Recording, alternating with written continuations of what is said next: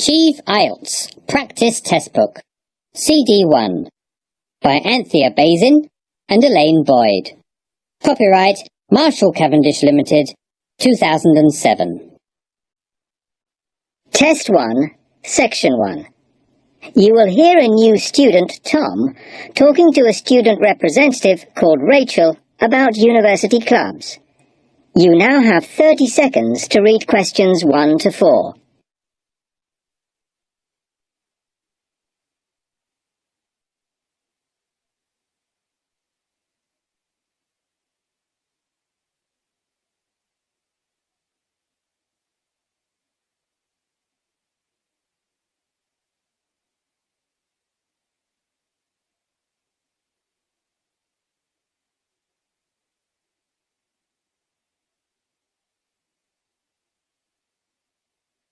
Hi, welcome to Freshers Week. I'm Rachel. Can I help you? Oh, hi. Yes, I was hoping to find out about some clubs I could join. Well, all the club stands are here in this hall. What were you interested in? Not sure. I wanted to do something where I could meet people. Well, take this leaflet with details of all the clubs and see what you think. It'll probably depend on what day you're free. Like on Mondays, there's the film club. Then on Tuesdays, you've got the climbing club. That's really good. I'm in that. Then on Wednesdays, you've got chess, if you want something a bit more intellectual. But you should look through carefully because all the clubs run extra activities as well as their normal meetings. Oh, yes, I see. So, it looks like the film club has discussions after the films. I'd quite like to go to those. Then, climbing. Goodness. It says here that the university has its own climbing wall. That's impressive. And they go on weekend trips. Cool. And it says the chess club normally just does games with whoever turns up. But it also runs competitions sometimes. But I bet you've got to be pretty good to do that. Yes, I think so. And how many people are in the clubs? Are they all really full? Well, obviously they're all different. So, for example, the film club has just increased its membership from 85 to 125. But I think they're hoping to extend it to 150. The climbing club's quite small, 40 people. And the chess club is fairly healthy at 55. Right. Okay. So, who do I see if I want to join these clubs? Well, if you go round the stands and speak to the people there, for the film club, that's the events organiser. For climbing, you'll need the club secretary, and the chess club is organised by one of the maths tutors. Okay? Yep. I think I'll start with the climbing club. It sounds good. Oh, well, as I said, I'm in that, so I might be able to help you a bit.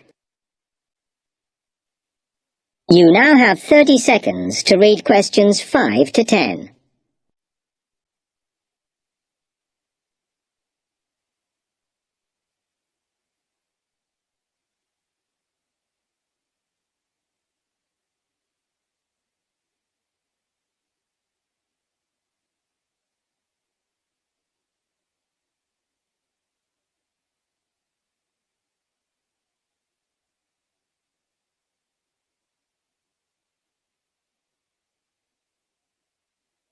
Okay.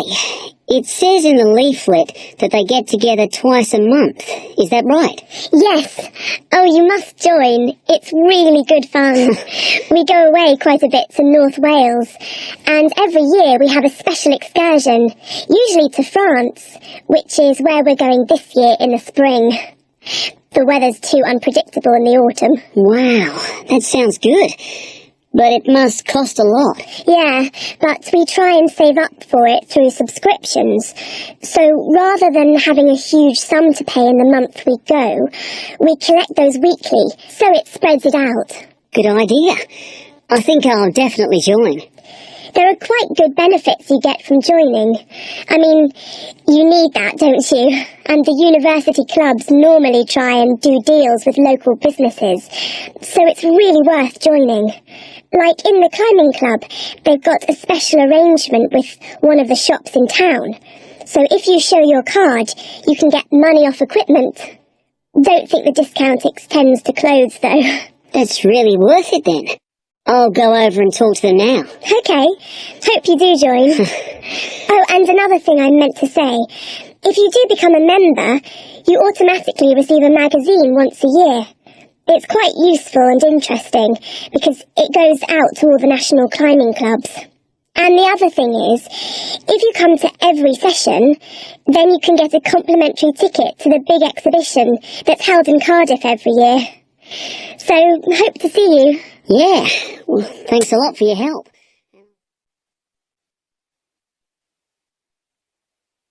Test 1, Section 2.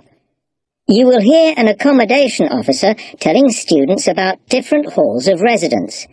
You now have 30 seconds to read questions 11 to 15.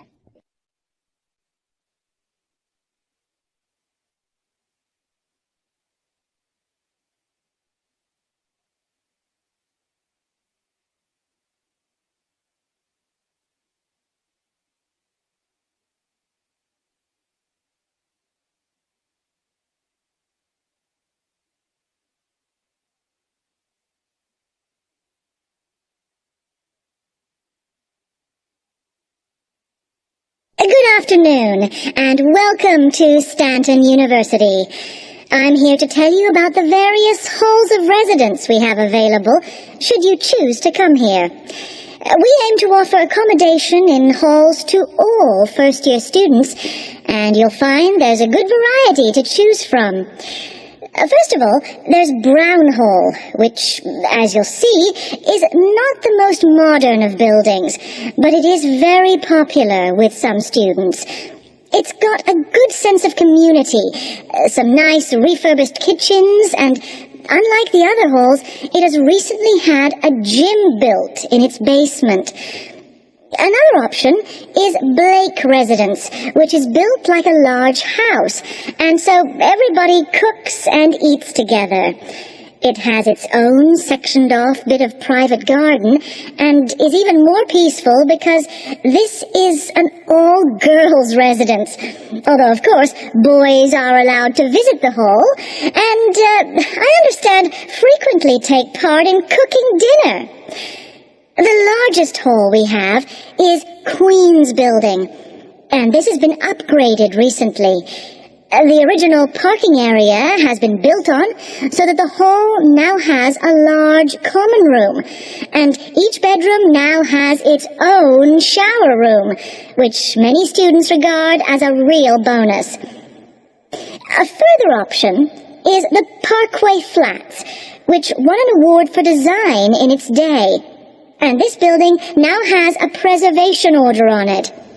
This has meant that only a limited amount could be done to upgrade it, and the surrounding area is important, so parking is not permitted around the flats.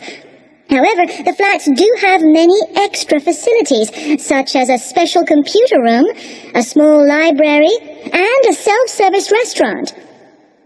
The cost of breakfast, lunch, and dinner is covered in the fees for this hall, so it does look a bit more expensive. The last residence we can offer you is Temple Rise, which again is slightly more expensive than other halls, as the rooms are larger. This has got very lovely views across to the coast, and this more than compensates for the fact that bathrooms here are shared between 6 students. However, the hall has domestic staff who clean the rooms once a week, so this is perhaps an attractive option for the messier amongst you. You now have 30 seconds to read questions 16 to 20.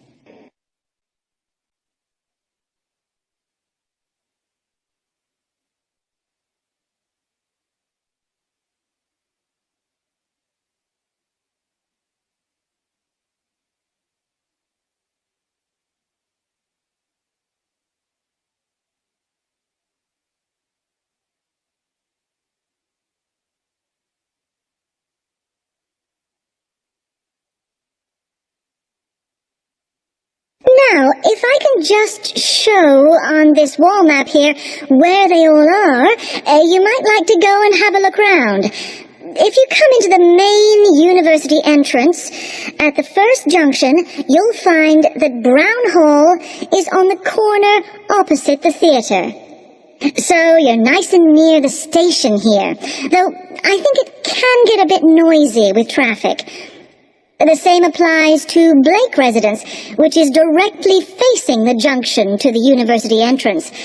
These halls are often used by medical students and such like, as they're out all day, so don't notice the noise.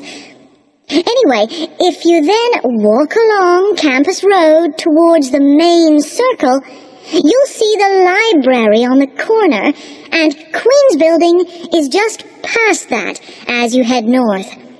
You will find that it is quieter here, and you may get fewer visitors. By the way, the circle is quite a feature of the campus, as it's set into the hills and has a brand new sports center in the middle. It's worth going to look around it.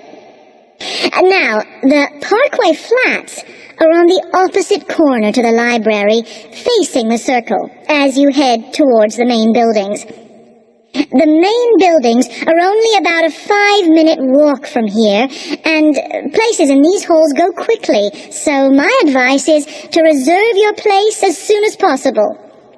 Then, Temple Rise is inside the circle, next to the sports center, but further from the main university buildings. Now, if you'd like to go off and physically look... Test 1, Section 3. You will hear two students, Jenna and Marco, discussing a business studies project they have to do. You now have 15 seconds to read questions 21 to 24.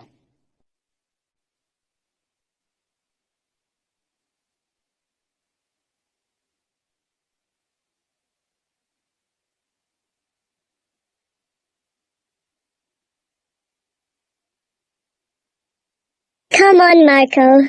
We've got to get on and sort out this project for Professor Barkley. Hang on. I want to make sure we've got all the information. Now, where are we? Well, today we need to sort out exactly what we're going to do and how we're going to divide the work up. Okay.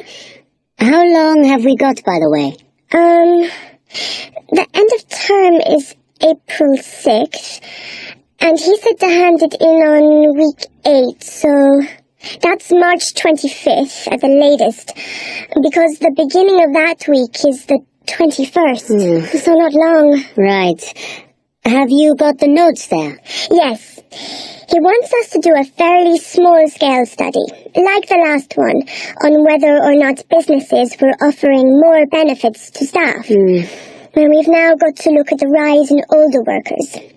It should be fairly straightforward. Yeah, as long as we keep it small. Who's marking it? I don't know. Sometimes he gets the PhD students to mark it for him. Oh, actually, it just says here, a senior lecturer. I suppose it's too much for Professor Barkley to do them all. Yeah. Anyway, how are we going to go about this? Well, we have to decide how big we want it to be and who... Yeah, but I think we must sort out a timetable for the project. Otherwise, nothing will get done. Okay. Do you want to do that? All right. I'll do it as soon as we finish here. You now have 15 seconds to read questions 25 to 27.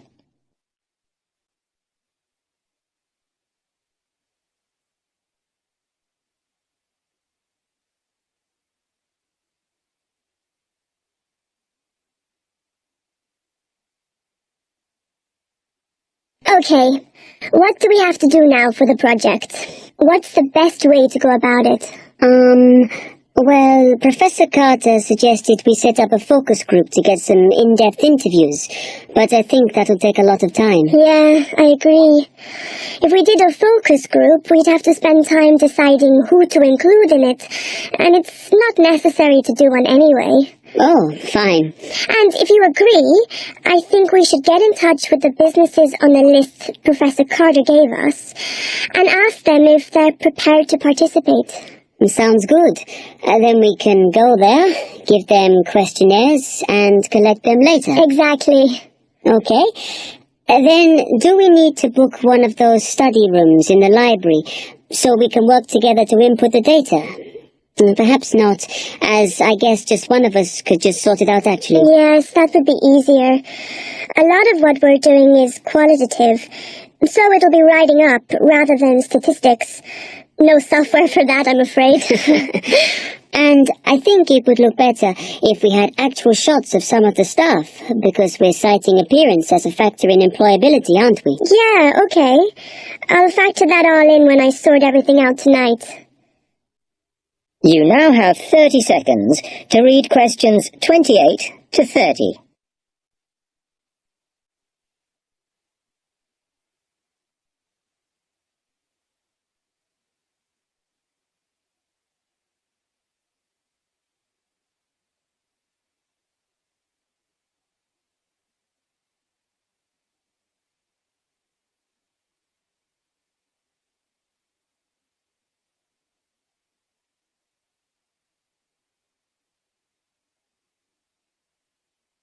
I'm glad we decided to work together. I think it's going to work out well. Yes, well, given that we had to work in pairs on this project, I think we were right to choose each other. We complement each other academically, as we're each good at what the other isn't. In fact, we should have tried working together before. Yes. Now, how shall we split the work? I'll do the analysis, shall I? Oh, okay. It's just that it might be faster, because I'm used to doing it. Although your English is better than mine. I need more practice at reading, really. Okay, I'll do the presentation then, if that's okay with you. Yeah, sure. I don't mind speaking in public, but I hate preparing all the notes for them. The thing is, the tutor said one person should do the whole presentation, and he said he expects me to do it because I haven't done one yet. No, that's fine. Now, let's see. Test 1, Section 4. You will hear a media studies tutor giving a lecture about news sources. You now have 30 seconds to read questions 31 to 35.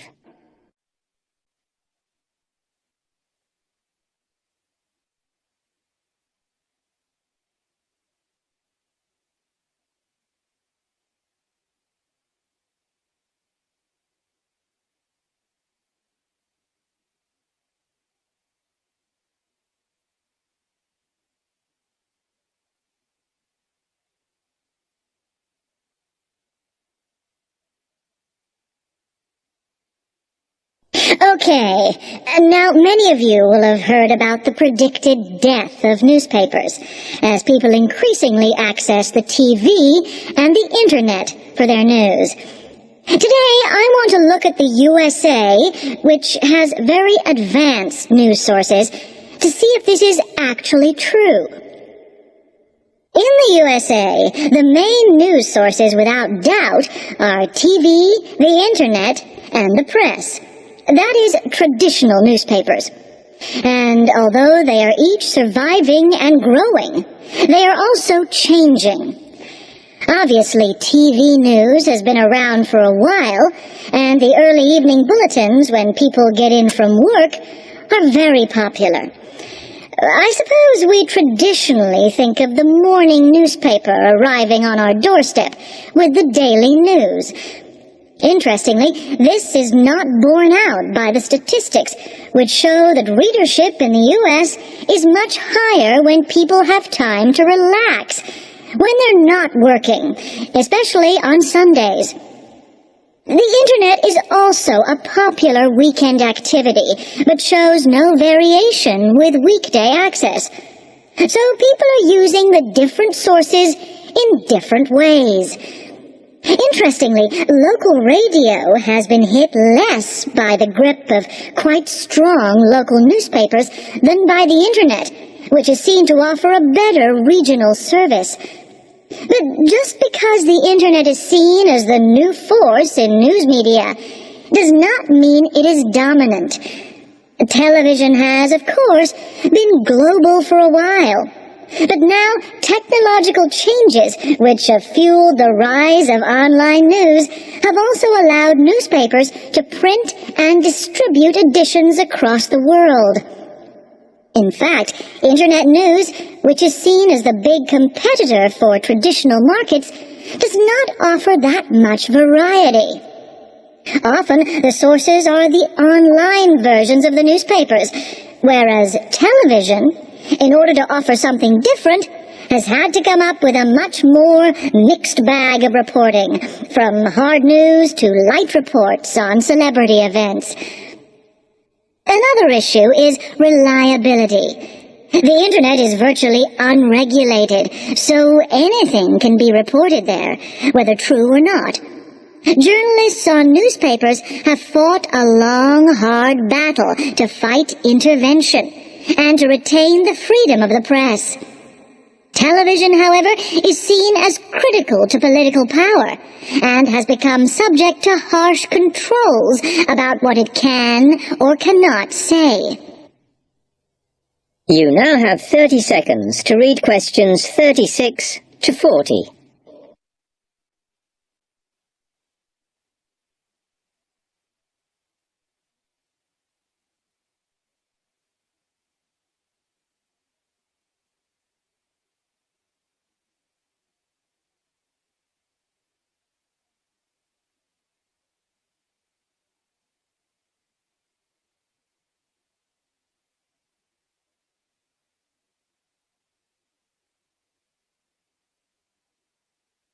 Now, one very critical factor in keeping newspapers alive and well in the USA has been their approach to advertising. Obviously, newspapers are heavily dependent on advertising revenue, and they have become more and more imaginative in what they offer, in order to make sure that advertisers use them and not other news sources. This has meant that, contrary to popular belief, newspapers now have a significantly higher profit margin than the rest of American industry. So, how have they managed to raise advertising revenue in this way? Well, they have put a lot of effort into developing and maintaining a very strong association with the retail trade. And they've come up with a winner. A critical tool in their sales plan has been suggesting that the adverts they run can have vouchers. This has been enormously effective because they have found that not only do more people buy the paper to get the discounts, but also that this inevitably means much higher sales for the clients who advertised. As well as doing this, the newspapers have also introduced aggressive sales campaigns over the last few years. This has resulted in a significant and continuing rise in the number of advertisers prepared to pay the extra for full-page ads. So, what I would like to move on to